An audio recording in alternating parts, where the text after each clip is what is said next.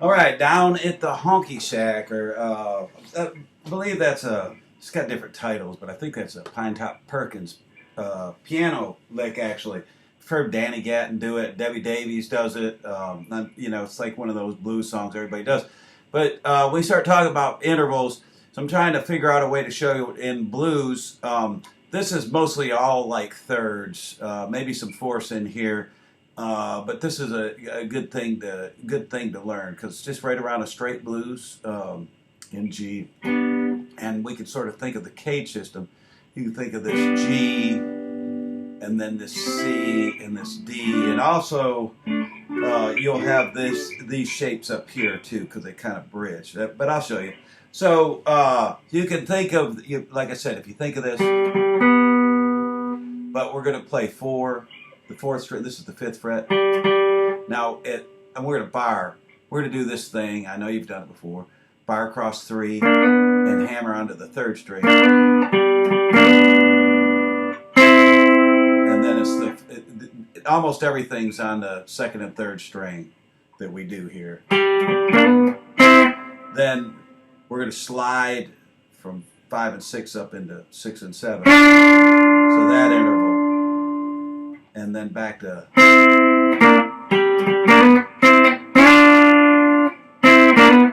going to do the hammer again, and that's where it stops.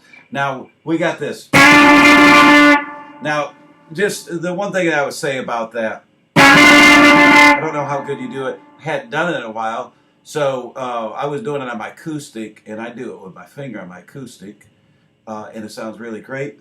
But on my electric with a pick, I had to get used to that. Try to just keep your wrist loose.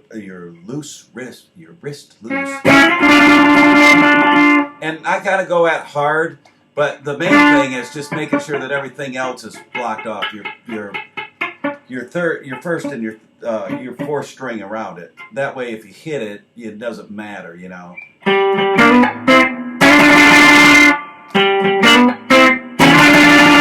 And I kind of like it a little rough, a little aggressive.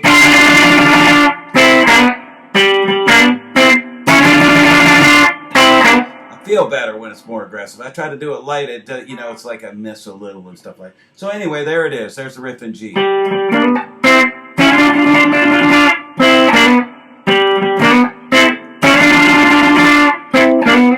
Then you just come up here, and now you're around your C chord. So we're at, start at 10 on the fourth string. Same riff. Then back down. Now we just add this little thing at the end of it, when you get back down to the G before we go to the D. So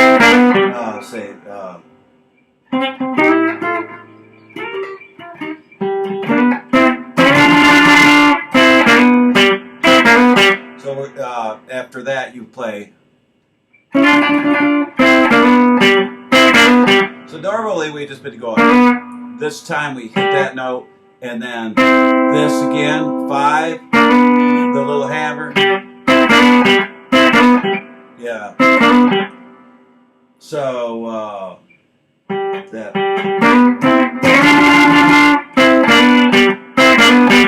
Now we're thinking of this D here, but we're on these strings, and then we're going to this D here.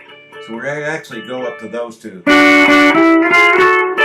So we start again. Almost everything's on the second and third string. So this is 7 and 7,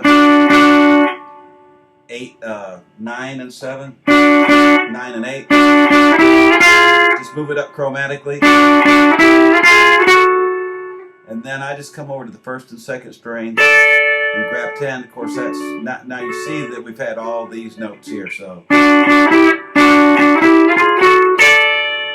all D really. Original. Then we come down to C, kind of do the same thing.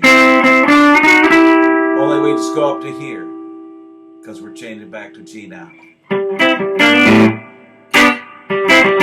Now here, to get the timing right, this reminds me of something Danny would do, but everybody does it. Play 5 on the 4, 2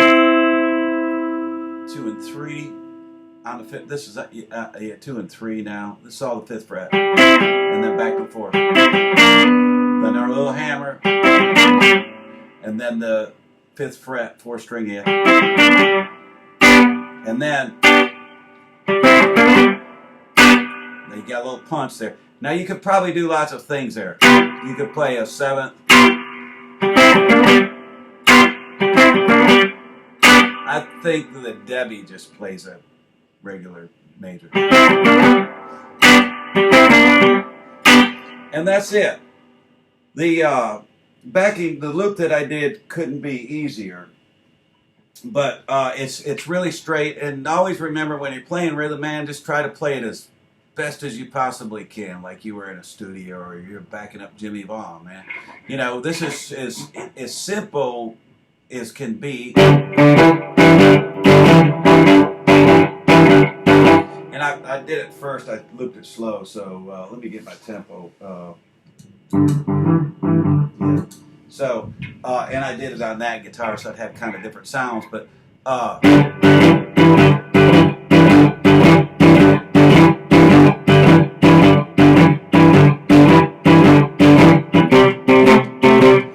and I use my middle finger because I got a better stretch.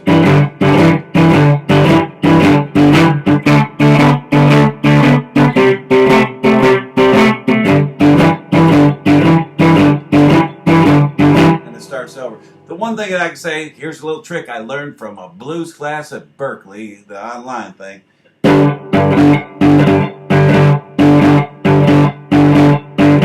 When you're playing that kind of, shuffle, you want it dead silent. This is kind of a trick, I think. You can give it a try if you want. I mean, everybody does them different. That sounds pretty good. Plus, I like it back by the bridge. But if you put your first, like I got my pick on the 6th string and my first finger on the 5th, and then I kind of use my first finger to pick that 5th string. That way they're playing exact time, and when I bring them back, they're both muted, and you can hear the reverb in between.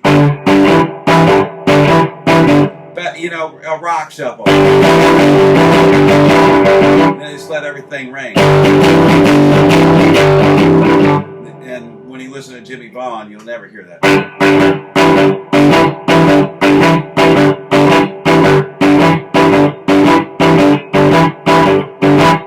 And you can, again, that's just as simple as can be. Nothing else in there, but if you just do it right and in time and sounds good, everybody loves it. Plus, practice doing that with a loop, and then you can play your your little honky-tonk riff over that top of it. All right, I hope you dig this one, man. I like it. And I will show you some other cool 6 riffs coming up, sort of out of the same kind of blues shuffle.